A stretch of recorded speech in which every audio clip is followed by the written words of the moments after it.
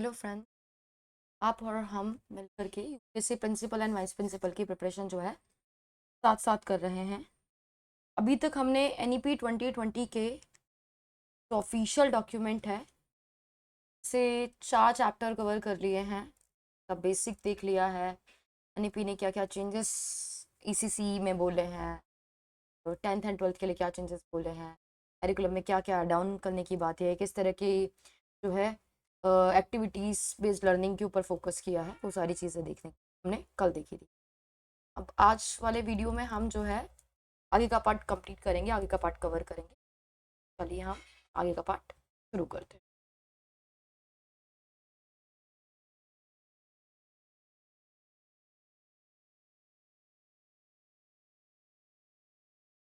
Course चुनाव के विकल्पों में लचीलेपन के माध्यम से छात्रों को सशक्त बनाना। तो एनईपी का एम है कि जो स्टूडेंट्स हो उनको स्पेशली कौन से स्टूडेंट सेकेंडरी क्लास जो है सेकेंडरी स्टेज के जो स्टूडेंट्स हैं उनको अध्ययन करने के लिए लचीलापन फ्लैक्सिबल जो है उनका कैरिकुलम होना चाहिए। और विषयों के चुनाव के लिए सब्जेक्ट्स के जो है ऑप्टिमम चुनाव के लिए उनको विकल्प देने चाहिए। इसमें physical education, art and handicraft और वोकेशनल जो एजुकेशन है, वोकेशनल सब्जेक्ट जो है उनको एड ऑन किया जाएगा ताकि विद्यार्थी अध्ययन और जीवन की योजना के अपने रास्ते तैयार करने के लिए फ्री हो सके, फ्रीडम उसके पास हो। तो फिजिकल एजुकेशन को, आर्ट को, कल्चर को, वोकेशनल एजुकेशन को साथ में ही पढ़े। ये सारे ऑप्शन जो उसको साथ दिए गए हैं। साल दर साल होलिस्टिक डेवलपमेंट और सब्जेक्ट्स और सिलेबस के विस्तृत चुनाव विकल्पों का होना माध्यमिक विद्यालय शिक्षा की नई विशिष्ट विशेषता होगी। ये स्पेशल कैरेक्टरिस्टिक होगा सेकेंडरी स्टेज के बच्चों के लिए 11th-12th में कि वो लचीले सब्जेक्ट, फ्लेक्सिबल सब्जेक्ट चूज कर सकते हैं। Syllabus and extra curriculum syllabus या एडॉन सिलेबस में humanity, art, science, vocational subject, academic जो स्ट्रीम है जैसी कोई स्ट्रीम नहीं होगी, जैसी कोई जो है क्लासिफिकेशन नहीं होगा, सबको एक साथ ही रखा हुआ है।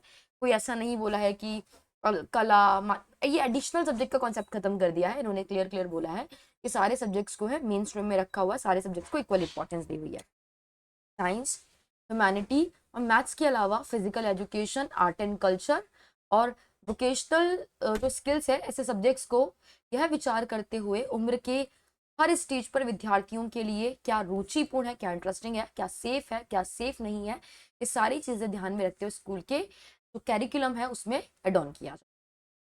अब स्कूली शिक्षा के 4 चरणों में स्कूल एजुकेशन के 4 स्टेजेस हैं। फाउंडेशनल है, प्रिपरेटरी है, मिडिल एंड सेकेंडरी। ये विभिन्न क्षेत्रों में जो संभव है उनके अनुसार यहाँ पे सेमेस्टर सिस्टम भी कर सकते हैं या अदर कोई सिस्टम जो है इसको भी बढ़ाने पर विचार किया जा सकता है। छोटे मॉड्यूल को शामिल करने की जो है अलाउंसेस देता है, या ऐसे कोर्स जिनमें वैकल्पिक दिनों पर शिक्षण होता है, मतलब अल्टरनेटिव डेज में जो है टीचिंग हो इस एक सब्जेक्ट की, वो भी एक कैरिकुलम या सिस्टम बनाया जा सकता है ताकि ज़्यादा सब्जेक्ट्स का बच्चों को एक्सपोजर मिले और ज़्यादा फ्लेक्सिबिलिटी बच्चे को मिल पाए। स्टेट्स को art, science, humanities, languages, physical education, vocational subject जो है इन सबको जो है एड ऑन करके विषयों के साथ ज़्यादा से ज़्यादा फ्लेक्सिबिलिटी रखनी है और वो प्लेजर के साथ वो पढ़े। इन उद्देश्यों को प्राप्त करने के लिए न्यू जो है ट्रेंड्स को देखना है, अभिनव तरीकों पर ध्यान जो है वो देना है। बहुभाषावाद और भाषा की शक्ति, मल्टी लैंग्वेजिज्म, लैंग्वेज की पावर। तो ये सब जानते हैं कि छोटा बच्चा अपने घर की लैंग्वेज में, जो उसकी होम लैंग्वेज है, जो उसकी मदर टंग है, उसमें सार्थक अवधारणाओं को अधिक तेजी से सीखता और समझता है। बच्चे की जो लोकल लैंग्वेज है, जो अपने घर में बोल रहा है, जिसको वो समझ पा रहा है, उस लैंग्वेज में जल्दी से सीखता है, समझता है। घर की भाषा आमतौर पर उसकी मदर टंग हो सकती है या लोकल कम्युनिटी की कोई लैंग्वेज हो सकती है। हालांकि बहुत बार मल्टी लिंग्विस्टिक फैमिली में परिवार के अलग अलग सदस्य अलग अलग तरह की लैंग्वेज बोलते हैं, तो एक घरेलू भाषा हो सकती है। कभी कभी जो उनकी मदर टंग है या जो लोकल लैंग्वेज है वो भी अलग हो सकती है। जहाँ तक संभव है कोशिश क्या करनी, कम से कम 5th ग्रेड तक तो मदर टंग में ही पढ़ाने पर फोकस करना।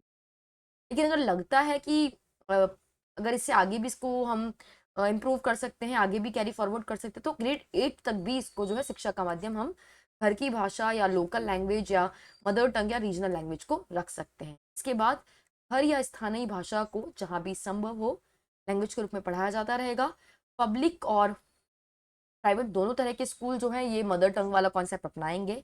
साइंस सहित सभी विषयों में हायर क्वालिटी का जो सिलेबस है उसको लोकल लैंग्वेज में या मदर टंग में उपलब्ध कराया जाएगा। यह सुनिश्चित करने के लिए सभी प्रयास जल्दी किए जाए, मतलब जल्दी इसका इम्प्रूवमेंट करना है ताकि बच्चे द्वारा जो बोले जाने वाली भाषा है और जो टीचिंग के मीडियम में जो लैंग्वेजेस है उसके बीच में जो गैप बना हुआ है वो कम हो जाए, समाप्त हो जाए। ठीक है। ऐसे मामलों में जहाँ घर की भाषा की पाठ्य सामग्री उपलब्ध नहीं है, लोकल लैंग्वेज की जो स्टडी मटेरियल है वो अवेलेबल नहीं है, तो टीचर क्या करेगा, टीचर और छात्रों के बीच में जो डायलॉग्स हो रहे हैं वो भी संवाद की भाषा भी जहाँ संभव हो वो घर की भाषा बन जाएगी।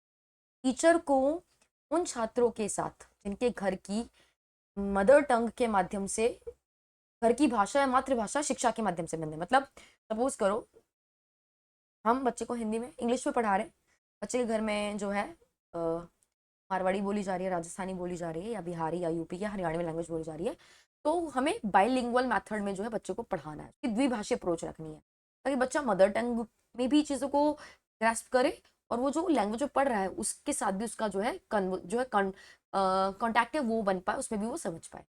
सभी भाषाओं को सभी छात्रों के लिए उच्चतर गुणवत्ता के साथ पढ़ाया जाएगा, चाहे किसी भी लैंग्वेज में पढ़ाया जाए, बच्चे को हायर क्वालिटी कंटेंट के साथ पढ़ाया जाए। एक भाषा को अच्छी तरह से सीखने और सिखाने के लिए इसे शिक्षा का माध्यम होने की आवश्यकता नहीं है।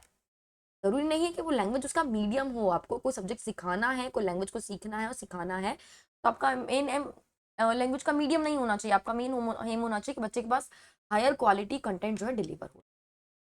जैसा कि रिसर्च पहले ही बता चुकी है कि 2 से 8 साल की आयु का जो बच्चा है वो बहुत जल्दी भाषा सीखता है। 0 से 2 वाला नहीं कहा है, इन्फेंसी पीरियड वाला नहीं कह रहे हैं, वो अर्ली चाइल्डहुड वाला जो है, अर्ली चाइल्डहुड कौन सा, 2 to 6 और लेटर चाइल्डहुड में 6 to 8 ईयर्स तक वाला जो पीरियड है, इसमें बच्चा जल्दी लैंग्वेज को ग्रास्प कर रहा है। मल्टी लिंग्विज्म से इस उम्र के विद्यार्थियों को बहुत अधिक कॉग्निटिव जो है बेनिफिट होता है। बच्चा बहुत जल्दी बहुत सारी लैंग्वेज इस एज में सीख सकता है। फाउंडेशनल स्टेज की शुरुआत और इसके बाद से ही बच्चों को मल्टी लैंग्वेज में स्पेसिफिकली मातृभाषा पर विशेष जोर देने के साथ एक्सपोजर दिया जाए, मतलब अलग अलग लिंग्विस्टिक उसको जो है एक्सपोजर दें, लेकिन उसकी जो मदर टंग है उसके ऊपर भी फोकस रखना है। सभी भाषाओं को एंजॉइंग बनाना है, डिस्कशन पैटर्न में इसको पढ़ाना है, इससे बहुत सारी डिस्कशन जो है होगी, बहुत सारी डायलॉग डिलीवरी होगी और शुरुआती वर्षों में पढ़ने और बाद में मातृभाषा में लिखने के साथ, मतलब वो स्टार्टिंग के पीरियड में पढ़ पा रहा है अपनी मदर टंग में लिख पा रहा है, ग्रेड 3 और आगे की कक्षाओं में अन्य भाषाओं में पढ़ने और लिखने के लिए कौशल विकसित किए जाएंगे। कहा है ग्रेड 3 से पहले पहले आप अपनी मदर टंग में सीखो, एंजॉइंग लैंग्वेज में सीखो, डिस्कशन मेथड में सीखो, लेकिन ग्रेड 3 और उससे आगे की उसमें आपको अदर लैंग्वेजेस को भी पढ़ने और लिखने पर, स्किल सीखने पे फोकस करना है।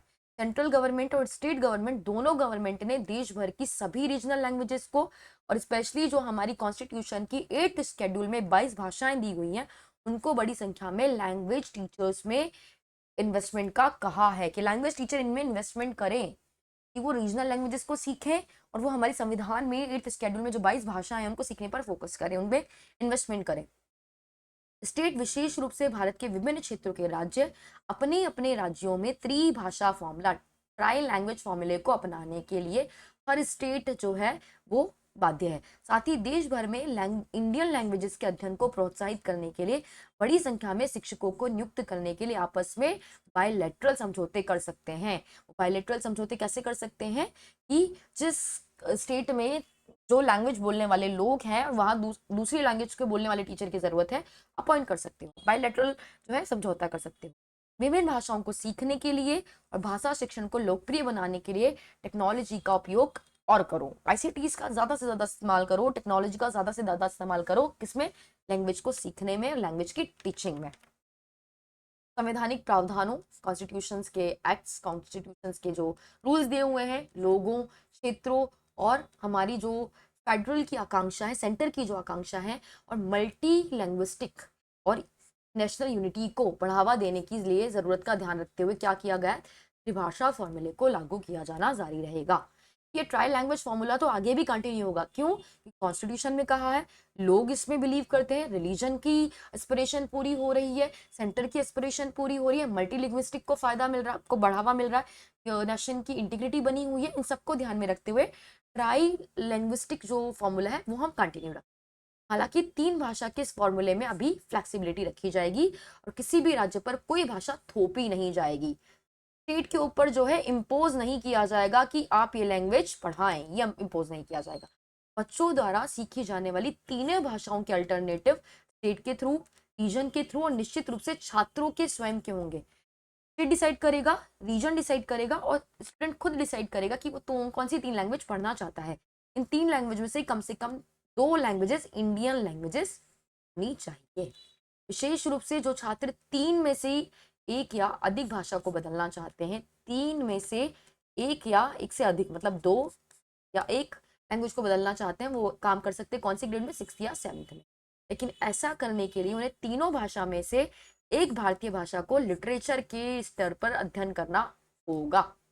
आप 2 लैंग्वेज चेंज कर सकते हो, लेकिन आपको एक लैंग्वेज को कौन से लैंग्वेज उस पर पढ़ना पड़ेगा, लिटरेचर फॉर्मेट में पढ़ना।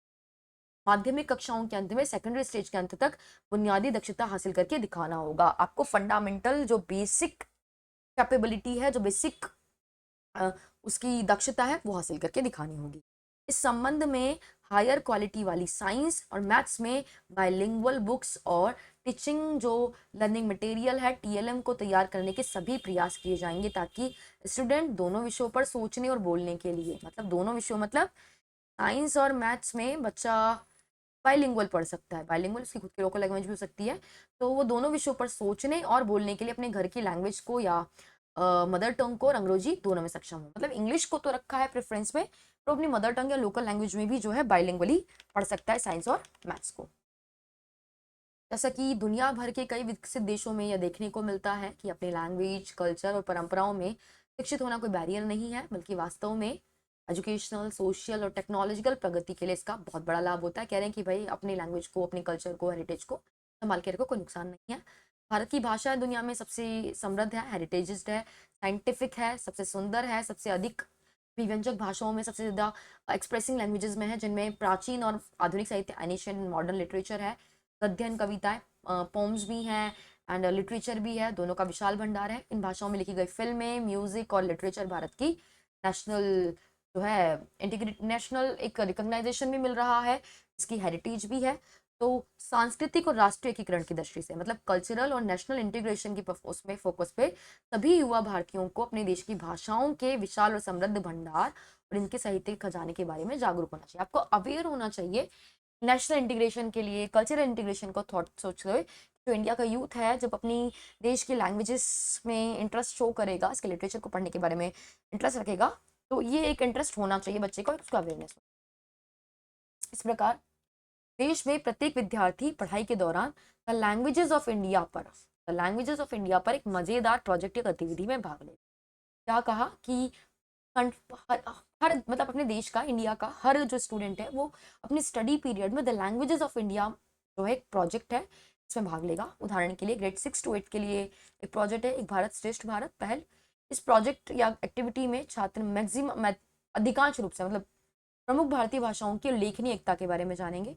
मैक्सिमम छात्र जो है इंडियन लैंग्वेजेस के बारे में, यूनिटी के बारे में जानेंगे। इसके तहत उनमें जो उनका वोकल साउंड है, उनकी साइंटिफिक जो उनकी अल्फ़ाबेट है, जो उनके डायलेक्ट्स हैं, उनको सामान्य और उनकी जो ग्रामर है, जनरल ग्रामर है, संस्कृत और अदर जो हमारी क्लासिकल लैंग्वेजेस हैं, उनके ग्लोसरी के, उनकी शब्दावली के स्रोतों और उनका जो उद्गम कहाँ से हुआ, उनका उद्भव को ढूंढने के लिए इन भाषा के समृद्ध अंतर प्रभाव और अंतरों को समझेंगे कि एक लैंग्वेज दूसरी लैंग्वेज से कैसे डिफरेंट है, एक लैंग्वेज में साउंड कैसे हैं, साइंटिफिक रूप से उसकी अल्फ़ाबेट कैसी है, उसकी लिपि कैसी है, उसको लिखते कैसे, उसके ग्रामेटिकल रूल्स कैसे हैं, संस्कृत को पढ़ने का तरीका क्या है, संस्कृत की ग्लोसरी कैसी है, अदर जो क्लासिकल लैंग्वेजेस हैं वो कैसे बनी हुई हैं, उनका उद्भव कहाँ से है, तो उनके डिफरेंसेस और उनका जो हेरिटेज, जो उनका जो प्रभाव है उसको समझेंगे। फिर ये भी जानेंगे कौन से जोग्राफिकल रीजन में कौन सी लैंग्वेजेस बोल रहे हैं। आदिवासी का कोई लोकल लैंग्वेज है, कोई स्केड्यूल टाइप की कोई लैंग्वेज है, तो उसकी नेचर कैसी है, उसकी स्ट्रक्चर कैसी है। भारत की हर प्रमुख भाषा में कुछ पंक्तियां, प्रत्येक के समृद्ध और उभरते साहित्य के बारे में कुछ कहना सीखेंगे, ट्रांसलेशन के माध्यम से बेसिक चीजें सीखेंगे। इस तरह की एक्टिविटी से उन्हें भारत की यूनिटी और सुंदर सांस्कृतिक विरासत और विविधता दोनों का एहसास होगा, डाइवर्सिफिकेशन का, कल्चरल हेरिटेज का और यूनिटी का, इंटीग्रिटी का एहसास होगा। और अपने पूरे जीवन भर में वो भारत के अन्य हिस्सों के लोगों से मिलने और घुलने मिलने में काफ़ी कंफर्टेबल फील करेंगे। ये प्रोजेक्ट या गतिविधि एक इंटरेस्टिंग और जो है प्लीजिंग एक्टिविटी होगी। इसमें किसी भी रूप से असेसमेंट शामिल नहीं होगा, कोई असेसमेंट नहीं है, सिर्फ बच्चे को इंटरेस्ट डेवलप करने के लिए है, बच्चे को सीखने के लिए, बच्चे को समझाने के लिए। भारत की शास्त्रीय भाषाओं और साहित्य के महत्व और प्रासंगिकता सुंदरता को हम नेग्लेक्ट नहीं कर सकते हैं। इसीलिए संस्कृत, जो कि संविधान की 8th शेड्यूल में वर्णित एक इम्पॉर्टेंट मॉडर्न लैंग्वेज होती हुए भी इसका शास्त्रीय साहित्य, इसका क्लासिकल लिटरेचर इतना पुराना है कि सारे लैटिन और ग्रीक वर्ड्स को भी मिला दें तो भी ये कंपेयर नहीं कर सकता। संस्कृत इतना विशाल है कि लैटिन और ग्रीक सारा मिला दे तो भी इसका जो है ग्लॉसरी खत्म नहीं होगा, इसका लिटरेचर खत्म नहीं होगा। संस्कृत साहित्य में maths, philosophy, grammar, music, politics, polity, medicinal और आर्किटेक्ट, धातु विज्ञान जो है, और ड्रामा हो गया, थिएटर हो गया, पोइम पोइट्री हो गई है, स्टोरीज हो गई हैं, और बहुत सारी चीज़ें हैं। तो इससे संस्कृत ज्ञान प्रणाली के रूप में जाना जाता है इन सारी चीज़ों को। इसका बहुत बड़ा खजाना है। इन सबको विभिन्न धर्मों के लोगों के साथ, मतलब जो रिलीजन मानते हैं उनके साथ साथ गैर धार्मिक लोगों और जीवन के सभी एरियाज और सामाजिक आर्थिक भूमि पृष्ठभूमि के लोगों द्वारा हजारों वर्षों में लिखा गया। तो काफ़ी अलग अलग बैकग्राउंड के लोगों ने, काफ़ी रिलीजियस या नॉन रिलीजियस टाइप के लोगों ने सोशल कल्चरल पर्सपेक्टिव को दिखाने के लिए, अपनी लाइफ को दिखाने के लिए जो हजारों वर्षों से संस्कृत में लिखा है। इस प्रकार संस्कृत को त्रिभाषा, मतलब थ्री लैंग्वेज के मुख्य धारा विकल्प के रूप में, मेन स्ट्रीम अल्टरनेटिव के रूप में स्कूल्स में और हायर एजुकेशन के सभी लेवल्स पर रखा गया है, एक अल्टरनेटिव के रूप में। यह उन तरीकों से पढ़ाया जाएगा जो कि इंटरेस्टिंग होंगे, एक्सपीरियंशियल होंगे, साथ में जो अभी कंटेम्प्रेरी वर्ल्ड है उसके साथ इंटर रिलेट करेंगे। इसमें संस्कृत ज्ञान प्रणाली, संस्कृत नॉलेज सिस्टम का उपयोग शामिल। विशेष रूप से इसकी जो है ध्वनि कैसी है, इसका उच्चारण कैसे करते हैं, इस पर फोकस किया जाएगा। फाउंडेशनल और मिडिल स्कूल पर संस्कृत की पाठ्य पुस्तकों को, संस्कृत की जो बुक्स हैं इनको संस्कृत के माध्यम से संस्कृत पढ़ाने, STS संस्कृत टू संस्कृत पढ़ाने पर फोकस होगा। इनके अध्ययन को इंटरेस्टिंग बनाने के लिए, प्लीजिंग बनाने के लिए सरल मानक संस्कृत SSS में इसको लिखा जाएगा, सिंपल स्टैंडर्ड संस्कृत SSS में इसको लिखा जा सकता है। भारत में जो क्लासिकल लैंग्वेजेस है और कौन कौन सी, तमिल, तेलुगु, कन्नड़, मलयालम और उड़िया, ये क्लासिकल लैंग्वेजेस है। इनमें भी एक हमारा अच्छा लिटरेचर है। तो इन शास्त्रीय भाषाओं के अतिरिक्त, मतलब तमिल, तेलुगु, कन्नड़, मलयालम, उड़िया, इनके ऊपर तो फोकस ही करना है। पाली, फारसी, प्राकृत, इनके साहित्य को भी फ्यूचर जनरेशन के लिए और उनको एक कल्चर के रूप में, एक हेरिटेज के रूप में कंजर्व किया जाना चाहिए। जैसे कि भारत पूरी तरह से विकसित देश बनेगा, अगली पीढ़ी भारत के होलिस्टिक और सुंदर शास्त्रीय साहित्य के अध्ययन में भाग लेनी चाहिए, इंसान के रूप में समृद्ध बनना चाहेगी। तो संस्कृत के अलावा भारत की अदर क्लासिकल लैंग्वेजेस और लिटरेचर, जिनमें तमिल, तेलुगु, कन्नड़, मलयालम, ओडिया, पाली, फारसी, प्राकृत शामिल है, इन्हें भी शामिल किया जाए। स्कूलों में भी व्यापक रूप से बड़े लेवल पर छात्रों के लिए अल्टरनेटिव के रूप में, पॉसिबली ऑनलाइन मॉड्यूल के रूप में, एक्सपीरियंशियल और जो है अभिनव अप्रोच, इनोवेशन अप्रोच के माध्यम से इन्हें उपलब्ध किया जाए, ताकि ये सुनिश्चित किया जा सके कि लैंग्वेज और लिटरेचर अभी भी जीवित है और इसको आगे हम कंटिन्यू करेंगे। सभी इंडियन लैंग्वेजेस जो कि ऑरली और रिटन अपना लिटरेचर रखती है, कल्चरल हेरिटेज है, जिनका नॉलेज अपने आप में है, उन्हें इसी प्रकार के प्रयासों से हमें बचाए रखना है, उनको रखने, कंटिन्यू करने के लिए।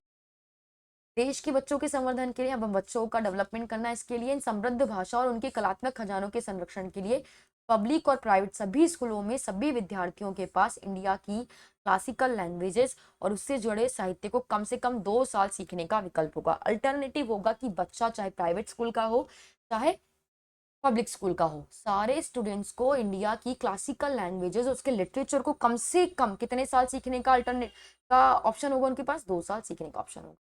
अनुभवात्मक और नवीन विधियों, जिनमें टेक्नोलॉजी के इंटीग्रेशन भी शामिल होंगे, के माध्यम से ग्रेड 6 to 12 तक के विद्यार्थी इन्हें सीख पाएंगे। 6ठी से 12वीं तक का ये जो है एम रखा है, मिडिल से सेकेंडरी तक और यहाँ तक कि इसे आगे भी इनका अध्ययन करते रहने का उनके पास ऑप्शन या अल्टरनेट अवेलेबल होगा। 6ठी से 12वीं के लिए तो है ही, लेकिन मिडिल से सेकेंडरी स्तर के बाद इसे आगे भी कंटिन्यू करना है तो वो ऑप्शन रख सकते हैं। इंडियन लैंग्वेजेस और अंग्रेजी में हायर क्वालिटी वाले कोर्स के अलावा कुछ अदर जो है फॉरेन लैंग्वेजेस, जैसे कोरियाई, जापानी, थाई, फ्रेंच, जर्मन, स्पेनिश, पुर्तगाली और रूसी भी सेकेंडरी स्टेज पर व्यापक रूप से स्टडीज के लिए उपलब्ध करवाई जाएगी, ताकि विद्यार्थी वर्ल्ड संस्कृति के बारे में जाने, ठीक है, और अपनी रुचियों और आकांक्षाओं के अनुसार मतलब अपने इंटरेस्ट के अनुसार, अपनी एस्पिरेशन के अनुसार अपने ग्लोबल नॉलेज को और दुनिया भर में घूमने फिरने की सहजता को बढ़ा सके। इसलिए फॉरेन लैंग्वेज के ऊपर भी फोकस किया गया है कि बच्चा कोरियाई, जापानी, थाई, फ्रेंच, जर्मन, स्पेनिश, पुर्तगाली और रूसी भी जो है सेकेंडरी लेवल पर उसको अध्ययन के लिए उपलब्ध हो। सभी भाषाओं के शिक्षण को नवीन और अनुभवात्मक विधियों के माध्यम से संबद्ध किया जाएगा। मतलब हर लैंग्वेज की टीचिंग के लिए कुछ न्यू और एक्सपेरिंशियल मेथड जो है वो डेवलप किए जाएंगे, जिसमें सिंप्लीफिकेशन पर और एप्स के माध्यम से जो लैंग्वेज है इनके कल्चरल एस्पेक्ट, जैसे कि फिल्म के माध्यम से, थिएटर के माध्यम से, स्टोरी टेलिंग के माध्यम से, पोइट्री के माध्यम से, म्यूजिक के माध्यम से जोड़ा जाएगा, और विभिन्न प्रासंगिक विषयों के साथ और अदर सब्जेक्ट के साथ और हमारे जो रियल लाइफ एक्सपीरियंसेस हैं उनके साथ इन संबंधों को दिखाते हुए जो है हम इन लैंग्वेजेस को सीखेंगे। इस प्रकार भाषाओं का शिक्षण भी कैसे होगा, एक्सपीरियंशियल बेस्ड टीचिंग मेथड पर बेस्ड होगा, अनुभवात्मक अधिगम शिक्षण शास्त्र पर आधारित होगा। इंडियन साइन लैंग्वेजेस आईएसएल को देश भर में स्टैंडर्डाइज किया जाएगा। आईएसएल को स्टैंडर्डाइज लैंग्वेज बनाया जाएगा, इंडियन साइन लैंग्वेज, जो कि नेशनल और स्टेट सिलेबस को डेवलप करेगी, जो कि डेफ स्टूडेंट्स द्वारा यूटिलाइज की जाएगी। किसके द्वारा? Deaf student. जहां संभव हो और जहां रिलेवेंट हो वहां लोकल साइन लैंग्वेजेस को भी रिस्पेक्ट दिया जाएगा, उन्हें भी सिखाया जाएगा कि इंडियन साइन लैंग्वेज तो सीखनी ही है, लेकिन कहीं जरूरत हो तो लोकल साइन लैंग्वेज को भी डेवलप किया। अनिवार्य विषयों, कौशल और क्षमताओं का शिक्षा क्रमीय एकीकरण, इंटीग्रेटेशन की बात है। हालांकि विद्यार्थियों को अपने पर्सनल सिलेबस को चुनने में बड़ी मात्रा में फ्लेक्सिबिलिटी मिलनी चाहिए, लेकिन आज की तेजी से बदलती दुनिया में सभी विद्यार्थियों को एक अच्छे, सफल, ट्रेंडिंग, अडेप्टेबल और फेवरेबल और पारदर्शी व्यक्ति बनने के लिए कुछ सब्जेक्ट्स, स्किल्स और कैपेबिलिटीज को सीखना भी जरूरी है।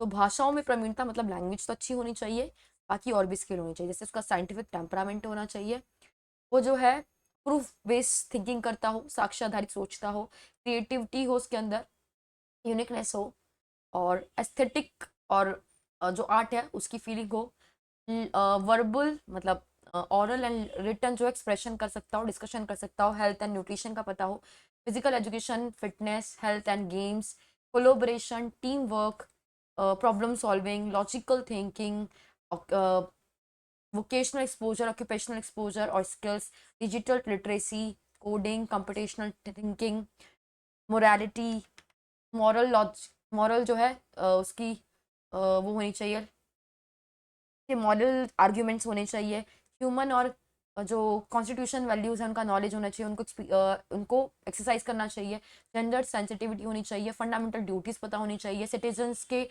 जो स्किल्स है वो होनी चाहिए, वैल्यूज पता होनी चाहिए, इंडिया के बारे में नॉलेज होना चाहिए, एनवायरनमेंट के बारे में उसको अवेयरनेस होनी चाहिए, water conservation, resource conservation, self sanitisation और जो है साफ सफाई, इनके बारे में पता होना चाहिए। कॉन्करेंट जो अभी मुद्दे चल रहे हैं लोकल कम्युनिटी से रिलेटेड, स्टेट, कंट्री और वर्ल्ड में से रिलेटेड जितने भी मुद्दे हैं उनके बारे में उसको नॉलेज होना चाहिए। सारी चीज़ें बच्चे के अंदर होनी चाहिए कि फ्लेक्सिबिलिटी तो मिल रही है उसको पाठ्यक्रम चूज करने के, लेकिन जिस तरीके से दुनिया चेंज हो रही है उस दुनिया में compete करने के लिए, उस दुनिया का पार्ट बनने के लिए उसके अंदर ये सारी और भी क्वालिटीज होनी चाहिए। प्रासंगिक चरणों में समसामयिक विषयों, कनकरेंट सब्जेक्ट जैसे artificial intelligence, design thinking, holistic health, organic living, environmental education, global citizenship education, जैसे कनकरेंट सब्जेक्ट की शुरुआत सहित सभी स्तरों पर छात्रों में इन इम्पॉर्टेंट स्किल्स को विकसित करने हेतु एक प्रॉपर सिलेबस होना चाहिए, एक प्रॉपर टीचिंग जो है एक सिस्टम जो है यहाँ उठाना चाहिए इसको टीचर को। यह माना जाता है कि गणित और गणितीय सोच भारत के भविष्य और कई आगामी क्षेत्रों व्यवसाय में भारत की नेतृत्वकारी भूमिका के लिए बहुत महत्वपूर्ण है। मतलब मैथ और मैथमेटिकल थिंकिंग को फोकस किया है, तो इन बढ़ते क्षेत्रों में आर्टिफिशियल इंटेलिजेंस, मशीन लर्निंग और डेटा साइंस भी है। ये मैथमेटिकल इंटेलिजेंस का ही पार्ट है, तो इसीलिए गणित और कंप्यूटेशनल सोच को विभिन्न प्रकार के न्यू ट्रेंड्स के माध्यम से फाउंडेशनल स्तर से शुरुआत की जाए। फाउंडेशनल स्तर मतलब 30 क्लासेस की शुरुआत कर दी, और स्कूल की पूरी अवधि के दौरान विभिन्न तरीकों से, जिनमें पजल्स हैं, जिनमें गेम्स हैं, उनका रेगुलर उपयोग हो, तो गणितीय सोच को ज़्यादा इंटरेस्टिंग बनाए, ज़्यादा अट्रैक्टिव बनाए, के माध्यम से सीखने पर जोर दिया जाए। मिडिल स्कूल पर कोडिंग संबंधी गतिविधियां शुरू की जाए। क्या कह रहा है? प्रिपरेटरी, मिडिल एंड सेकेंडरी से पहले कहा है फाउंडेशनल स्किल्स थे कम्युनिटी और कंप्यूटेशनल सोच का विभिन्न को स्टार्ट करने के, मतलब कक्षा 3 से 5वीं तक। मिडिल स्टेज से उसको कोडिंग सिखा दें, मतलब कक्षा 6 से 8 तक, इसकी बात हो रही है। प्रत्येक विद्यार्थी ग्रेड 6 और 8 के दौरान स्टेट और लोकल कम्युनिटी द्वारा तय किए गए और स्थानीय कुशल आवश्यकताओं द्वारा, वहाँ की लोकल जो नीड्स हैं उनकी, वहाँ के जो कुशल आवश्यकताओं द्वारा मैपिंग के अनुसार क्या क्या एक आनंददायी कोर्स बनाएंगे, जिसमें क्या क्या शामिल होगा। वोकेशनल जो है आर्टिसियन, जैसे कि कारपेंट्री हो गई, इलेक्ट्रिशियन का काम हो गया है, मटेरियल जो है धातु का काम हो गया है, गार्डनिंग का काम हो गया, मिट्टी के बर्तनों का बनाने का काम हो गया, ये सारी चीजें सीखेगा। बढ़ईगिरी, बिजली का काम, धातु का काम, बागवानी, मिट्टी के बर्तनों का निर्माण, ये सब जो है वो देख के आएगा और वो अपने हाथों से काम करने का अनुभव भी प्राप्त करेगा। लर्निंग बाई डूइंग भी जो है सीख के आएगा। ग्रेड 6 to 8 के लिए एक अभ्यास आधारित पाठ्यक्रम को एनसीएफसी 2021 को तैयार करते हुए एनसीईआरटी द्वारा उचित रूप से डिजाइन करेगी, जो कि हमारी स्किल वाली बुक आई है, कौशल बोध 6 to 8 क्लास के लिए। तो उन्होंने एनसीईआरटी ने बुक लॉन्च बना दी है। कक्षा 6 से 8 में पढ़ने के दौरान सभी विद्यार्थी एक 10 दिन की बैगलेस एक्टिविटी में भाग लेंगे। जब वे लोकल वोकेशनल स्पेशलाइजेशन जैसे कारपेंटर से, गार्डनर से, आर्टिसियन से और कलाकारों से आदि के साथ क्या करेंगे, ट्रेनिंग के काम करेंगे। इसी तर्ज पर 6ठी से 12वीं तक के लिए उनके समर वेकेशन के दौरान, उनकी छुट्टियों के दौरान अलग अलग टाइप के ऑक्यूपेशनल या वोकेशनल सब्जेक्ट समझने के लिए उनके लिए भी अपॉर्चुनिटी होगी। ऑनलाइन मीडियम में भी वो व्यावसायिक कोर्स उपलब्ध कराए जा सकते हैं। वर्ष भर में ऐसे बैगलेस दिनों को विभिन्न प्रकार की समृद्ध करने वाली आर्ट, क्विज, गेम और व्यावसायिक हस्तकलाओं को प्रोत्साहन दिया जाएगा। मतलब बैगलेस डेज में एक्टिविटी किसकी होगी, आर्ट की, क्विज की, गेम्स की और व्यावसायिक हस्तकलाओं की। बच्चों को हिस्टोरिकल, कल्चरल और टूरिस्ट प्लेसेस की इंपॉर्टेंस कैसे बताएंगे, वहाँ उनको विजिटिंग करा करके, स्थानीय कलाकारों या शिल्पकारों से मिला करके, अपने गांव, तहसील, जिला या राज्य में जो हायर एजुकेशनल इंस्टीट्यूशन है उनका दौरा करने के माध्यम से स्कूल के बाहर की गतिविधियों का हम क्या देंगे, टाइम टू टाइम एक्सपोजर देंगे उनको। बैगलेस एक्टिविटीज में ये सारी चीजें करेंगे कि विजिट करेंगे अलग अलग जगहों की, टूरिस्ट प्लेसेस देख सकते हैं, कल्चरल सोशल हेरिटेज को समझ सकते हैं, हिस्टोरिकल हेरिटेज को समझ सकते हैं, टूरिस्ट प्लेसेस की इंपॉर्टेंस समझ सकते हैं, स्थानीय कलाकारों से बातचीत कर सकते हैं, शिल्पकारों से मिल सकते हैं, अपने गांव, तहसील या जिला या राज्य में जो हायर एजुकेशन इंस्टीट्यूशन है वहां जा सकते हैं। तो स्कूल के बाहर जाकर एक्सपोजर जो है वो लेंगे।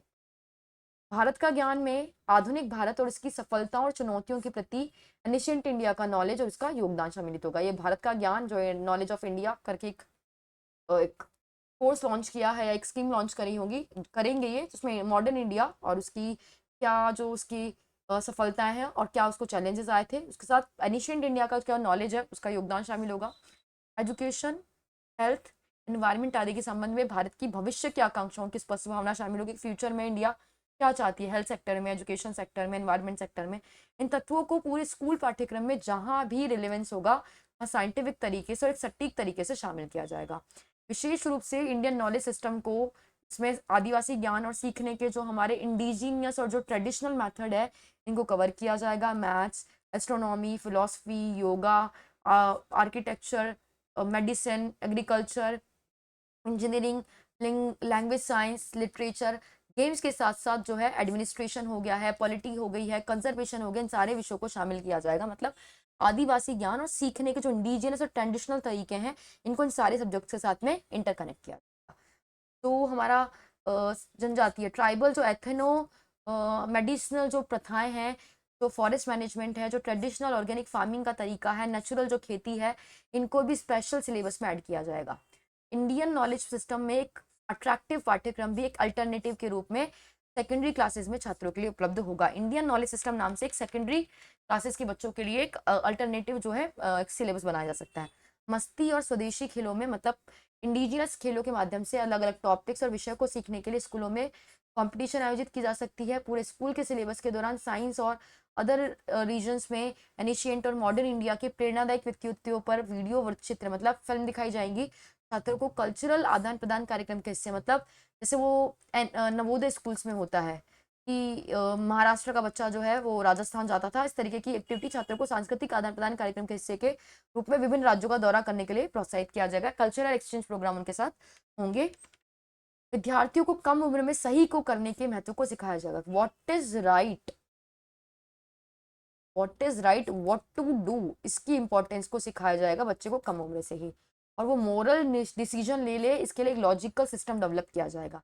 बाद के वर्षों में इन मुद्दों को अलग अलग थीम जैसे धोखाधड़ी, हिंसा, साहित्यिक चोरी, गंदगी फैलाना, सहिष्णुता, समानता, समानुभूति इत्यादि की मदद से विस्तार दिया जाएगा। पहले तो सिर्फ what to do, what to write उसको सिखाएंगे, बाद में जो है धोखाधड़ी, हिंसा, साहित्यिक चोरी, गंदगी फैलाना, सहिष्णुता, समानता, समानुभूति, इनको भी अडॉन करेंगे।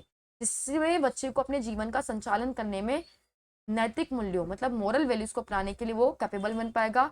वो अलग अलग एस्पेक्ट से एक नैतिक मुद्दे के बारे में एक लॉजिकली सोच पाएगा, डिसीजन ले पाएगा, और सभी कार्यों में नैतिक आचरण को, मॉरल वैल्यूज को अपनाने में सक्षम बनने पर जोर दिया जाएगा। इस तरह विकसित हुए नैतिक बोध के चलते हमारी जो ट्रेडिशनल इंडियन वैल्यूज है, जो हमारी जो ह्यूमनिस्टिक और जो कॉन्स्टिट्यूशनल वैल्यूज है, जैसे सेवा, अहिंसा, स्वच्छता, सत्य, निष्काम कर्म, शांति, त्याग, सहिष्णुता, विविधता, बहुलवाद, नैतिक आचरण, लैंगिक संवेदनशीलता, बुजुर्गों के लिए सम्मान, सभी लोगों और उनकी अंतर्निहित क्षमताओं का सम्मान, पर्यावरण के प्रति सम्मान, हेल्प करना, डिसिप्लिन, पेशेंस रखना, माफी मांगना, सिंपथी, एम्पथी, करुणा, देशभक्ति, democratic values, integrity, unity, responsibility, justice, freedom, quality, और क्या है, बंधुत्व की भावना विद्यार्थियों में आएगी। मतलब वो सारी वैल्यूज को सीखेगा। बच्चों को पंचतंत्र की मूल कहानियां जो कि विष्णु शर्मा ने लिखी है, जातक की कहानियां, हितोपदेश और अन्य मजेदार दंत कथाओं और इंडियन ट्रेडिशंस में जो मोटिवेशनल स्टोरीज हैं जिनसे सीखने का अवसर मिलेगा, इस तरह की स्टोरी सुनानी है। ग्लोबल लिटरेचर पर उनके प्रभाव के बारे में भी वो जानेंगे। इंडियन कॉन्स्टिट्यूशन के अंश में भी सभी छात्रों के लिए पढ़ना, मतलब कॉन्स्टिट्यूशन का पार्ट भी बच्चों को पढ़ना कंपलसरी होगा।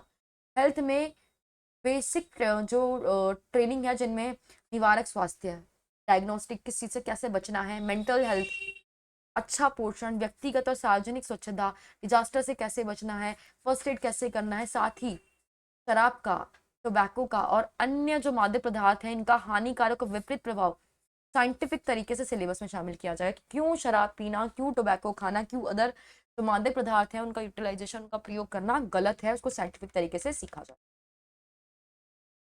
फाउंडेशनल स्तर से शुरू करके, मतलब कक्षा 3 से 5 से शुरू करके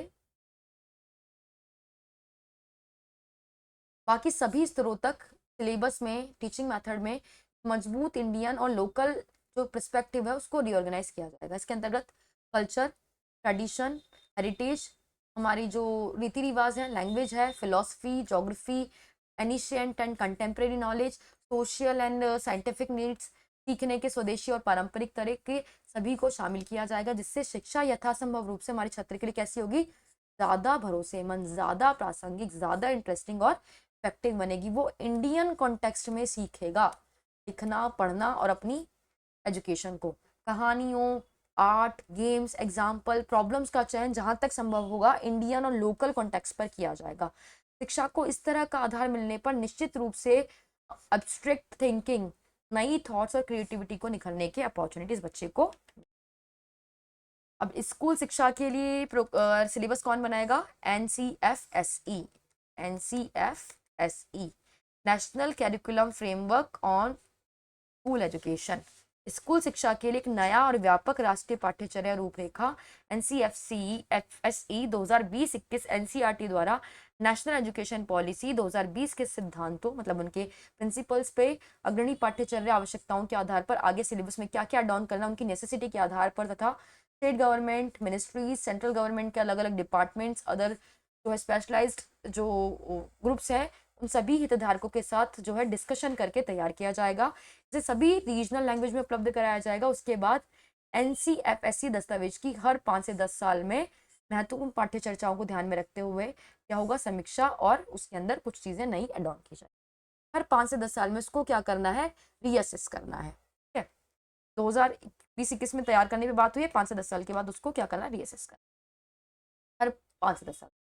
स्थानीय विषय वस्तु और आस्वाद के साथ नेशनल बुक्स, स्कूली पाठ्यक्रम के बोझ को कम करने के लिए, स्कूल के सिलेबस को कम करने के लिए, फ्लेक्सिबिलिटी को बढ़ाने के लिए, रटने की चीज़ों को कम करने के लिए, क्रिएटिविटी पर ज़्यादा ध्यान देने के लिए नए सिरे से स्कूल की जो बुक्स हैं उनमें बदलाव होना चाहिए, बुक्स चेंज होनी चाहिए। सभी पाठ्य पुस्तकों में नेशनल लेवल पर जो महत्वपूर्ण मानी जाने वाली बेसिक जो मूल सामग्री है, जिसमें डिस्कशन हो गया, जिसमें एनालिसिस हो गया, जिसमें एग्जाम्पल हो गया, जिसमें एप्लीकेशन हो गया, इन सबको शामिल करना होगा, लेकिन साथ में लोकल कॉन्टेक्स्ट और लोकल नीड्स के अनुसार भी किसी भी वांछित बारीकियों और सप्लीमेंट्री जो कॉम्प्लीमेंट्री जो एलिमेंट्स है उनको बनाया जा सकता है। कि आप नेशनल लेवल पे तो बुक बनाओ ही, लेकिन लोकल कॉन्टेक्स्ट में भी जो है कॉम्प्लीमेंट्री आप जो है बुक्स बना सकते हैं, सपोर्टिंग बुक्स बना सकते हैं। जहाँ संभव हो शिक्षकों के पास भी तय पाठ्य पुस्तकों में अनेक विकल्प होंगे, उनके पास भी ऑप्शंस होंगे, उनके पास अब ऐसी पाठ्य पुस्तकों के सेट होंगे, ऐसी बुक्स के सेट होंगे जिनमें अपेक्षित नेशनल और लोकल जो है सामग्री शामिल होगी। इसके चलते वैसे तरीके से पढ़ा सकें तो उनकी टीचिंग जो मेथड है और उनके छात्रों उनकी कम्युनिटी के ज़रूरत के मुताबिक हो। वो मतलब अपनी बच्चों के अकॉर्डिंग जो है एग्जाम्पल्स को सूट कर अपने बच्चों के अकॉर्डिंग जो है पाठ्य पुस्तकों का सेट डिसाइड करें। छात्रों को और शिक्षा व्यवस्था पर पाठ्यक्रम पुस्तकों की कीमतों के बोझ को कम करने के लिए, बुक्स के जो प्रिंटिंग है इसको कम करने के लिए, इनकी क्वालिटी को बेटर रखने के लिए क्या करना है, पाठ्यक्रम को मिनिमम कॉस्ट प्राइस एमसीपी जो उसकी प्रोडक्शन जो उसकी प्रिंटिंग की लागत आ रही है उसी पर मुहैया करानी एनसीईआरटी करती है। ये उद्देश्य एससीईआरटी के संयोजन से, अब ये यहाँ एससीईआरटी को भी शामिल कर लिया है कि एससीईआरटी के संयोजन में एनसीईआरटी द्वारा विकसित हायर क्वालिटी वाली जो पाठ्य पुस्तक सामग्री है उनका उपयोग करके पूरा किया जा सकता है। सपोर्टिंग जो पाठ्य पुस्तक सामग्री है इसको पब्लिक और परोपकारी भागीदारी से, पीपीबी परोपकारी सार्वजनिक परोपकारी भागीदारी और क्राउड सोर्सिंग, क्राउड से फंडिंग कराकर भी हम जो है वित्त पोषित कर सकते हैं, जिसका इस्तेमाल विशेषज्ञों को ऐसी हायर क्वालिटी वाली पाठ्य पुस्तकों को लागत मूल्य पर लिखने के लिए प्रोत्साहित करेगा। अब भाई पैसा तो लग रहा है ना, तो क्या करो, क्राउड सोर्सिंग करा लो या पब्लिक और जो परोपकारी भागीदारी उससे जो है क्या करना है, फंडिंग करानी है। राज्य अपने स्वयं के पाठ्यक्रम जो जहां तक संभव है एनसीईआरटी द्वारा तैयार एनसीएफएससी पर आधारित होगा को तैयार करेंगे, और पाठ्य पुस्तकों जहां तक संभव हो एनसीईआरटी की पाठ्य पुस्तक पर ही आधारित होगी को तैयार करेंगे। मतलब स्टेट भी अपनी बुक्स तैयार करेगा जिसमें लोकल कॉन्टेक्स्ट को ऐड करेगा और उनकी ज़रूरतों के अनुसार इसमें एग्जाम्पल होंगे। ऐसा करते समय ध्यान में रखना है कि एनसीईआरटी पाठ्यक्रम को नेशनल लेवल पर स्वीकार्य मानदंड के रूप में लिया जाएगा, कि स्टैंडर्डाइज जो वो रहेगा मानक वो तो एनसीईआरटी ही रहेगी। सभी लोकल भाषाओं में ऐसी पाठ्य पुस्तकों की उपलब्धता सर्वोच्च प्राथमिकता होगी ताकि सभी छात्रों को हायर क्वालिटी जो है एजुकेशन प्राप्त हो सके। स्कूलों में सिलेबस की समय पर उपलब्धता सुनिश्चित करने के लिए सभी प्रयास किए जाएंगे, पुस्तकें बुक्स जो है मटेरियल टाइम पे पहुंच जाए। पर्यावरण को संरक्षित करने और व्यवस्थात्मक बोझ को कम करने के उद्देश्य से यूटी या स्टेट ये कर सकता है कि एनसीईआरटी द्वारा जो पुस्तक है उनको डाउनलोड करके और प्रिंट करने की सुविधा उपलब्ध करा दे। ठीक है, पाठ्यक्रम और शिक्षण शास्त्र में उपयुक्त परिवर्तनों जो चेंजेस किए गए हैं इसके जरिए स्कूल बैग और जो हमारी बुक्स है उनका बोझ को पर्याप्त रूप से कम करने के लिए एनसीईआरटी एससीईआरटी स्कूल और शिक्षक ठोस प्रयास करेंगे कि सिलेबस जो है स्कूल बैग का वजन कम हो जाए।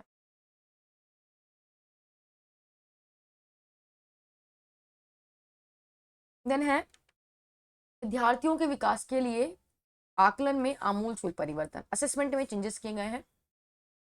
हमारी स्कूल शिक्षा प्रणाली की संस्कृति में आकलन के उद्देश्य को योगात्मक जो मुख्य रूप से रट करके जो हमारा समेटिव असेसमेंट है जो कि ईयर के एंड में लिया जाता है, जिससे हम डिसाइड करते हैं कि बच्चा पास होगा या फेल होगा, मैं इसको अगली क्लास में प्रमोट करूं या इसको इसी क्लास में छोड़ दूं। इससे हट करके नियमित रचनात्मक आकलन, मतलब कौन से असेसमेंट पे, फॉर्मेटिव असेसमेंट पर, कि जो कंटिन्यूअस चलने वाला प्रोसेस है जिसमें डिस्क्रिप्टिव मैनर में होलिस्टिक तरीके से बच्चे के डेवलपमेंट की बात की गई है, उसको डायग्नोस्टिक तरीके से डेवलपमेंट की बात की गई है, उसके ऊपर फोकस किया गया जो अधिक दक्षता आधारित है, जिसमें हमारे विद्यार्थी में सीखने और उनके विकास को बढ़ावा मिलेगा और उनकी हायर स्तरीय दक्षता जैसे कि उसमें क्या होगा, एनालिसिस आएगा, उनमें लॉजिकल थिंकिंग आएगी और कंसेप्चुअल क्लैरिटी जो है उसको वो जांचेगा। फॉर्मेटिव असेसमेंट, इस असेसमेंट का प्राइमरी ऑब्जेक्टिव वास्तव में सीखने के लिए ही होगा, लर्निंग के लिए ही होगा। यह शिक्षक और विद्यार्थी और पूरी स्कूली शिक्षा प्रणाली में मदद करेगा, ये स्कूल एजुकेशन में कंप्लीटली हेल्प करेगा बच्चे को, टीचर सभी स्टूडेंट्स के लिए सीखने और विकास का अनुकूलन करने के लिए शिक्षण और सीखने की प्रक्रियाओं को लगातार संशोधित करने में मदद करेगा। टीचर को बार बार बताएगा कि क्या चेंज करने की जरूरत है आपको।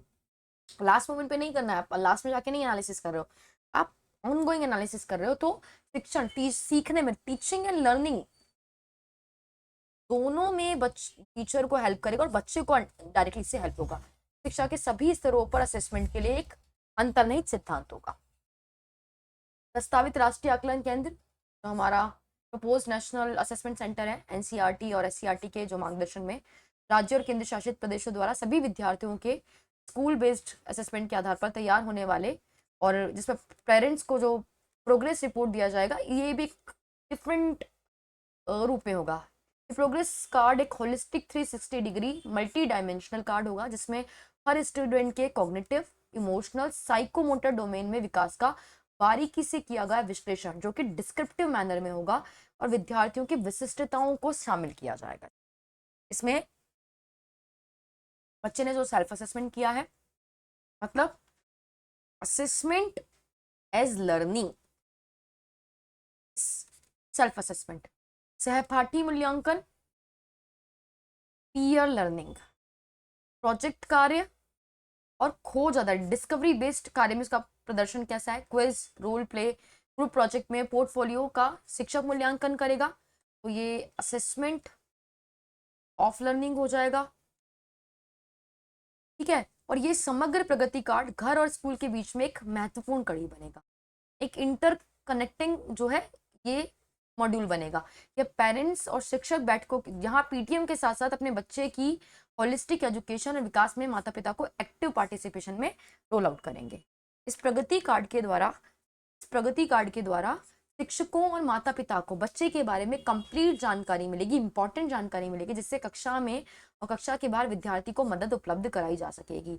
ये इन द क्लासरूम असेसमेंट नहीं है, ये out of the classroom assessment भी है। छात्रों द्वारा एआई आधारित सॉफ्टवेयर का विकास और इसका यूटिलाइजेशन पेरेंट्स, स्टूडेंट और शिक्षकों के सीखने के लिए डेटा और इंटरेक्टिव क्वेश्चनियर के आधार पर उसके स्कूल के वर्षों के दौरान उसके विकास को ट्रैकिंग करने में भी हेल्प आउट करेगा, ताकि छात्रों को उनकी कैपेबिलिटी के बिहाफ पे, उनके इंटरेस्ट के बिहाफ पे, उनके फोकस के बिहाफ पर बहुमूल्य जानकारी प्रदान की जा सके, जिससे कि वो ऑप्टिमम करियर ऑप्शन जो है चूज कर सके अपने लिए, और आफ्टर 12th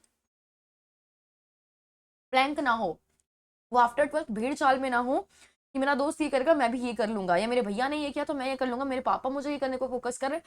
वो उस चीज से बाहर निकल करके अपनी प्रतिभा को पहचानेगा, उसकी कैपेबिलिटी के बिहाफ से, उसके इंटरेस्ट के बिहाफ पे, उसके फोकस के बिहाफ पे जो अपना करियर चूज करेगा। बोर्ड परीक्षा और प्रवेश परीक्षा सहित सेकेंडरी स्कूल परीक्षाओं की जो करंट स्टेट है, जहां कोचिंग सिस्टम को बड़ा फोकस किया जा रहा है, विशेष रूप से सेकेंडरी स्कूल लेवल पर, जो बहुत नुकसान पहुंचा रहा है। इसके चलते विद्यार्थी का मैक्सिमम टाइम किस पे खर्च हो रहा है, सीखने की बजाय परीक्षाओं की तैयारी और कोचिंगों पर। तो ये परीक्षाएं विद्यार्थी को चुनाव के विकल्पों में एक फ्लेक्सिबिलिटी जो है उससे रोकती है, कि वो व्यक्ति केंद्रित शिक्षा प्रणाली पे फोकस ना हो करके किस पे है, सिर्फ एक नैरो मेंटालिटी पे फोकस है, कि उसका लक्ष्य सिर्फ एग्जाम में अच्छे मार्क्स लाना है, 10th-12th में अच्छे स्कोर करना है। इसके लिए कोचिंग जा रहा है, स्कूल अलग पढ़ रहा है, कोचिंग अलग जा रहा है, वो कोल्लू के बिल की तरह पूरा दिन घिसा हुआ है, सीखना कुछ नहीं आया, सिर्फ रट रहा है। रोड मेथड से उसमें टीचिंग हो रही है, रोड मेथड से वो सीख रहा है, जबकि ग्रेड 10th और 12th के लिए बोर्ड परीक्षाएं जारी रहेंगी, वो कंटिन्यू रखेंगे। कोचिंग कक्षाओं की आवश्यकताओं को समाप्त कर दिया जाएगा। इसके लिए बोर्ड और जो एंट्रेंस की जो मौजूदा प्रणाली है उसमें चेंजेस किए जाएंगे। वर्तमान मूल्यांकन प्रणाली के जो नेगेटिव एस्पेक्ट है उनको चेंज करके बोर्ड परीक्षाओं को होलिस्टिक डेवलपमेंट पर फोकस करने के लिए डिजाइन किया। अब छात्र अपने पर्सनल हितों के आधार पर उन विषयों में से कई विषय चुन सकेगा जिसमें वो बोर्ड परीक्षा देना चाहता है। वो अपनी पसंद से चूज करेगा कि मुझे बोर्ड परीक्षा इस सब्जेक्ट में देनी है। बोर्ड परीक्षाओं को इजी बनाया जाएगा, आसान बनाया जाएगा, इस मायने में कि वो कोचिंग और रटने की बजाय किस पे फोकस करे, अपनी कैपेबिलिटी पर, सीखने पर, कॉम्पिटेंसी पर, उसके असेसमेंट पर फोकस होगा। कोई भी छात्र जो स्कूल की कक्षा में जाता है और अपनी ओर से एक बेसिक फंडामेंटल प्रयास करता है, वह आसानी से बिना किसी एक्स्ट्रा एफर्ट के बोर्ड परीक्षा को पास कर सकेगा और अच्छा प्रदर्शन कर सकेगा। बोर्ड परीक्षाओं के जो हायर रिस्क वाला पहलू है, उस एस्पेक्ट को समाप्त करने के लिए सभी छात्र को किसी भी स्कूल वर्ष में 2 बार बोर्ड परीक्षा देने की अनुमति दी जाएगी, क्योंकि 10th में तो सीबीएसई ने लागू कर दिया है, हो सकता है जल्दी 12th के लिए भी लागू हो जाए। एक मुख्य परीक्षा और एक होगी इम्प्रूविंग परीक्षा, ठीक है, जैसे साल हुई थी फर्स्ट टाइम। ज़्यादा फ्लेक्सिबिलिटी के लिए, विद्यार्थियों के लिए अल्टरनेटिव चुनने के लिए, और सर्वोत्तम 2 प्रयास, असेसमेंट के 2 वो रखे हैं आपके एफर्ट, 2 आप प्रैक्टिस करोगे, उसमें जो बढ़िया जिसमें आप करोगे वो आपका सभी बोर्ड परीक्षाओं के लिए तत्काल महत्वपूर्ण सुधार के रूप में देखा जाएगा। इसी बीच बोर्ड अपनी बोर्ड परीक्षाओं के लिए अन्य समुचित मॉडल भी डेवलप कर सकता है, और भी मॉडल्स पे फोकस कर सकता है, जैसे ताकि कोचिंग कल्चर और परीक्षा का प्रेशर कम हो जाए। बच्चे सुसाइड काफी करते हैं 10th एंड 12th के, डिप्रेशन में काफी चले जाते हैं, इससे बचाने के लिए। तो ऐसी कुछ संभावनाएं, ऐसी कुछ पॉसिबिलिटी हो सकती है, जैसे वार्षिक, एनुअल या सेमेस्टर या मॉड्यूलर बोर्ड परीक्षाओं की एक सिस्टम डेवलप की जाए, जिसमें काफी कम सामग्री से ही हर बार टेस्ट लिया जाए, और स्कूल में संबंधित कोर्स के तुरंत बाद इसे लिया जाए, जैसे ही कोर्स खत्म हुआ उसके बाद जो है स्कूल ले ले, ताकि जो सेकेंडरी स्कूल में परीक्षा का दबाव है वो बेहतर ढंग से डिस्ट्रीब्यूट हो जाए, प्रेशर कम हो जाए, और हर परीक्षा पर बहुत कुछ दाव पर बच्चे का ना लगा हो। गणित से शुरू करना है, बाकी सारे सब्जेक्ट में संबंधित आकलन 2 लेवल पर करवाए जा सकते हैं, क्लास के लेवल पर, एक हायर लेवल पर। कुछ विषयों में बोर्ड परीक्षा के 2 तरीके हो सकते हैं, एक एमसीक्यू पैनल और एक डिस्क्रिप्टिव मैनर में। उपरोक्त सभी के संबंध में एनसीईआरटी क्या करेगी कि जो हितधारक है, जैसे SCERT, board of assessment BOA, प्रस्तावित नया राष्ट्रीय आकलन केंद्र एनसीएसई, ठीक है, और एनएस एनएसीएसई एनएसीएसई के नाम है आदि, और शिक्षकों के साथ परामर्श के जरिए इंस्ट्रक्शन तैयार किए जाएंगे, ताकि 2022-23 शैक्षणिक सत्र तक एक एनसीएफ 2020-21 के समरूप आकलन प्रणाली को पूरी तरह बदल सके। इसके लिए बात करेंगे एससीईआरटी से, बोर्ड ऑफ असेसमेंट से, जो एक प्रस्तावित नया राष्ट्रीय आकलन केंद्र है, टीचर्स के साथ में, उसके बाद इस तरह का जो है सिलेबस या पैटर्न क्रिएट करेंगे। सभी विद्यालयी वर्षों के दौरान, ना कि केवल ग्रेड 10th और 12th के अंत में, प्रगति को ट्रैक करने के लिए छात्रों, अभिभावकों, शिक्षकों, प्रिंसिपल के लाभ के लिए और स्कूल और पूरी स्कूल शिक्षा प्रणाली में टीचिंग लर्निंग प्रोसेस में सुधार करने के उद्देश्य से सभी विद्यार्थियों को एक उपयुक्त प्राधिकरण द्वारा संचालित, सिर्फ 10th और 12th नहीं बल्कि ग्रेड 3rd, 5th और 8th में स्कूल की परीक्षा देनी होगी। एक अथॉरिटी इसको ऑर्गेनाइज करेगी। ये परीक्षा रटने की बजाय किस पे फोकस होंगी? हायर ऑर्डर की स्किल्स और रियल लाइफ एग्जांपल्स पर नॉलेज के एप्लीकेशन, जिसमें नेशनल और लोकल पाठ्यक्रम से बेसिक कंसेप्ट लेंगे, नॉलेज का असेसमेंट किया जाएगा एफएलएन के उस पर बुनियादी शिक्षण परिणामों को देखने के लिए।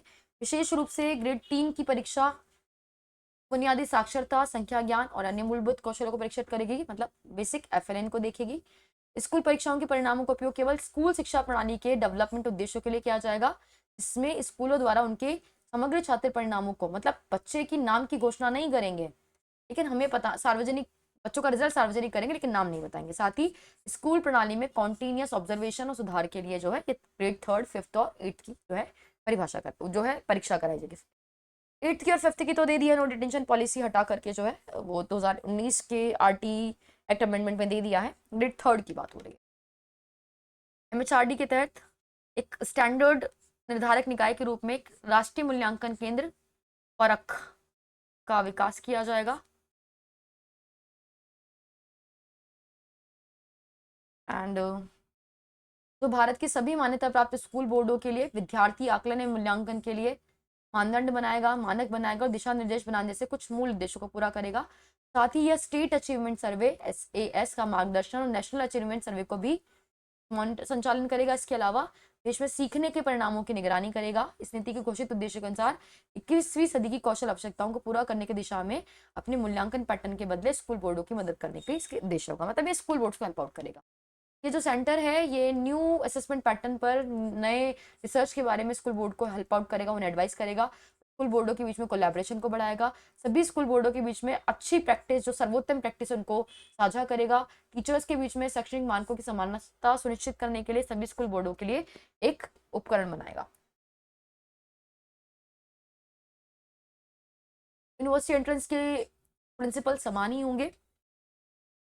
National testing agency NTA higher quality वाली सामान्य योग्यता परीक्षा रखेगा, साथ ही साइंस, ह्यूमैनिटी, लैंग्वेज, आर्ट और वोकेशनल लैंग्वेजेस में हर साल कम से कम 2 बार विशिष्ट सामान्य विषय की परीक्षा लेने का काम करेगी। तो है ये इन परीक्षाओं का कंसेप्चुअल समझ और ज्ञान को लागू करने की क्षमता की जांच होगी। बेसिक इन परीक्षाओं के लिए कोचिंग लेने की आवश्यकता को समाप्त करने पर जोर दिया जा रहा है। विद्यार्थी उन विषयों का चुनाव कर पाएंगे जिनमें परीक्षा देने में इंटरेस्टेड है, और प्रत्येक यूनिवर्सिटी प्रत्येक विद्यार्थी के व्यक्तिगत विषय पोर्टफोलियो को देख पाएगा। विद्यार्थी के इंटरेस्ट के कैलिबर, उसकी जो प्रतिभा है उसके मुताबिक उस कार्यक्रम में प्रवेश दिया जाएगा। एनटीए हायर एजुकेशन में अंडर ग्रेजुएट और ग्रेजुएशन में दाखिले और फेलोशिप के लिए प्रवेश परीक्षा आयोजित करने के लिए एक प्रमुख विशेषज्ञ ऑटोनोमस टेस्टिंग ऑर्गेनाइजेशन के रूप में काम करेगी। एनटीए टेस्टिंग सर्विसेज के लिए हायर क्वालिटी, रेंज और लचीलेपन से मैक्सिमम यूनिवर्सिटीज़ को अपनी प्रवेश परीक्षा में शामिल करेगी, ताकि अलग अलग यूनिवर्सिटीज़ के अलग अलग टेस्ट ना हो। और जैसे CUET के 2022 से शुरू हुआ था, NEP आने के बाद ही शुरू हुआ है। इसके चलते ये जो यूनिवर्सिटीज़ और कॉलेज का जो एक्स्ट्रा बोझ है वो कम हो जाएगा। पर ये निर्णय यूनिवर्सिटी का और कॉलेज का होगा कि वो इस टेस्ट में जो एनटीए ले रही है इसमें शामिल होना चाहते हैं या नहीं, ये खुद डिसाइड करेंगे। विशेष प्रतिभा वाले मेधावी विद्यार्थियों के लिए सहायता, इन्होंने सोशली इकोनॉमिकली डिप्राइव्ड स्टूडेंट्स को भी शामिल किया है, TWSN को भी शामिल कर विशेष प्रतिभा वाले मेधावी विद्यार्थियों की भी बात की गई है कि प्रत्येक विद्यार्थी में जन्मजात प्रतिभाएं होती हैं जिन्हें खोजा जाना चाहिए, जिन्हें न्यूट्रिशन देना चाहिए, जिन्हें बढ़ावा देना चाहिए, जिनका विकास करना चाहिए। अब ये इंटरेस्ट अलग अलग, ये जो है प्रतिभाएं अलग अलग इंटरेस्ट की, अलग अलग प्रपोजल्स की, अलग अलग कैपेबिलिटीज में हो सकती है। तो जो छात्र किसी दिए गए दायरे में विशेष रुचि और क्षमताओं को दिखाते हैं, उन्हें इस दायरे को सामान्य स्कूली पाठ्यक्रम से परे भी अध्ययन करने के लिए प्रोत्साहित किया जाना चाहिए। टीचर मोटिवेट करेगा बच्चे को कि अपने स्कूल कार्यक्रम से अलग दूसरी चीजों को पढ़ो। शिक्षक शिक्षा में विद्यार्थियों की प्रतिभा और रुचियों की पहचान और बढ़ावा देने के तरीके खोजेगा, शामिल करेगा। NCERT और NCTE प्रतिभाशाली बच्चों की शिक्षा के लिए इंस्ट्रक्शन डेवलप करेंगे, और बीएड कार्यक्रमों में भी प्रतिभाशाली बच्चों की शिक्षा में विशेषज्ञता अर्जित की जाएगी। मतलब एक वो बीएड के वो जो टीचर है वो उसको ये सिखाया जाएगा कि वो ये जो प्रतिभाशाली बच्चे इनके साथ कैसे ट्रीट करें, इसका भी नॉलेज उनको एक्वायर कराया जाएगा। शिक्षकों का उद्देश्य छात्रों को पूरक संवर्धन सामग्री, सपोर्टिव जो है मटेरियल, गाइडेंस और प्रोत्साहन देकर कक्षा में उनके एकल हितों या प्रतिभाओं को प्रोत्साहित करना होगा। Subject centred, project centred club, circle, school complexes, जिले और इसके आगे के स्तर पर अत्यधिक प्रोत्साहित और समर्थित उन्हें किया जाएगा। ऐसे बच्चों को science circle, math circle, music performance circle, chess circle, poetry circle, language circle, drama circle, debate circle, sports circle, eco club, health and welfare circle, yoga club, इस तरह के सर्किल्स में जो है बच्चे पार्टिसिपेशन कर सकते हैं। इसी तरह पर अलग अलग सब्जेक्ट्स में सेकेंडरी स्टेजेस के लिए हायर क्वालिटी वाले नेशनल रेजिडेंशियल जो है समर प्रोग्राम्स भी चलाए जा सकते हैं, जिन्हें पूरे देश से बहुत अच्छे छात्रों, टीचर्स, जिनमें सोशल इकोनॉमिकली डेवलप जो है डिप्राइव्ड क्लास के जो स्टूडेंट्स हैं और जो टीचर्स हैं उनको शामिल किया जाएगा, और मेरिट बेस जो है उस बेसिस पर भी समान प्रवेश प्रक्रिया बच्चों की रखी जाएगी। देश भर में विभिन्न सब्जेक्ट्स में ओलंपियाड और कॉम्पिटिशन्स को आयोजित किया जाएगा, जिनमें स्कूल से लेकर के लोकल और नेशनल लेवल पर ज़रूरी इंटीग्रेशन करके यह सुनिश्चित किया जाएगा कि सभी छात्र सभी स्तरों पर जिन पर उन्होंने क्वालिफाई किया है उन्हें पार्टिसिपेट करें। व्यापक भागीदारी सुनिश्चित करने के लिए रूरल एरिया और रीजनल एरियाज में भी ओलंपियाड कराए जाएंगे। पब्लिक और प्राइवेट यूनिवर्सिटीज जिनमें IIT और NIT जैसे प्रमुख संस्थान हैं, वहाँ पर जिन्होंने नेशनल और इंटरनेशनल ओलंपियाड के में भाग लिया, उनके रिजल्ट्स के बिहाफ पर जो है उनके दाखिलों में इनको स्टैंडर्डाइजेशन में जो है अवर स्नातक कोर्सेज में, अंडर ग्रेजुएशन कोर्सेज में जो है दाखिले में प्रोत्साहन दिया जा सकता है। एक बार जब इंटरनेट से जुड़े स्मार्टफोन या टैबलेट सभी घरों या स्कूलों में उपलब्ध होंगे तो क्विज, कंपटीशन, असेसमेंट और सपोर्टिव मटेरियल्स वाले ऑनलाइन ऐप और साझा हितों के लिए ऑनलाइन समुदाय विकसित किया जाएगा, जो सभी उपरोक्त चीज़ों को समृद्ध बनाने के लिए काम करेगा। जैसे पेरेंट और टीचर की गाइडेंस में बच्चा जो है कलेक्टिव एक्टिविटी करेगा, स्कूल स्टेज बाय स्टेज जो है स्मार्ट कक्षा कक्ष विकसित करेंगे ताकि डिजिटल टीचिंग का उपयोग हो सके, और इसके द्वारा ऑनलाइन संसाधन और सहयोग के साथ लर्निंग और टीचिंग को बेटर किया जा। टीचर क्या है, टीचर के लिए क्या क्या किया गया है? तो शिक्षक वास्तव में बच्चों के भविष्य को आकार देते हैं, अतः हमारे राष्ट्र के भविष्य का निर्माण भी कौन कर रहे हैं? टीचर। इस नेक योगदान के कारण ही भारत में शिक्षक समाज के सबसे ज्यादा सम्मानित सदस्य होते थे, और सिर्फ सबसे अच्छे और विद्वान ही शिक्षक बनते थे। विद्यार्थियों को निर्धारित ज्ञान, कौशल और नैतिक मूल्य प्रदान करने के लिए समाज शिक्षक या गुरुओं को उनकी जरूरत की सभी चीजें प्रदान करता है। अध्यापक शिक्षा की गुणवत्ता, भर्ती, पदस्थापन, सेवा शर्तें, शिक्षकों के अधिकार की स्थिति अब वैसी नहीं है जैसी होनी चाहिए। इसके परिणाम स्वरूप शिक्षकों की क्वालिटी और उनका जो एनकरेजमेंट है वो स्टैंडर्डाइज लेवल पर नहीं है, तो शिक्षकों के लिए हायर स्टेटस मुहैया कराने के लिए, उनके लिए रिस्पेक्ट वापस लाने के लिए जो है एनईपी काम करेगी, और शिक्षण व्यवस्था में बेहतर लोगों को शामिल करने के लिए उन्हें प्रेरित किया जा सके, और हमारे छात्रों और हमारे राष्ट्रों के लिए सर्वोत्तम संभव भविष्य सुनिश्चित करने के लिए शिक्षकों की प्रेरणा और सशक्तिकरण की आवश्यकता। अब इनकी भर्ती और पदस्थापन कैसे होगा, ये हम कल कंटिन्यू करेंगे। आई होप क्लियर हुआ होगा। Thank you.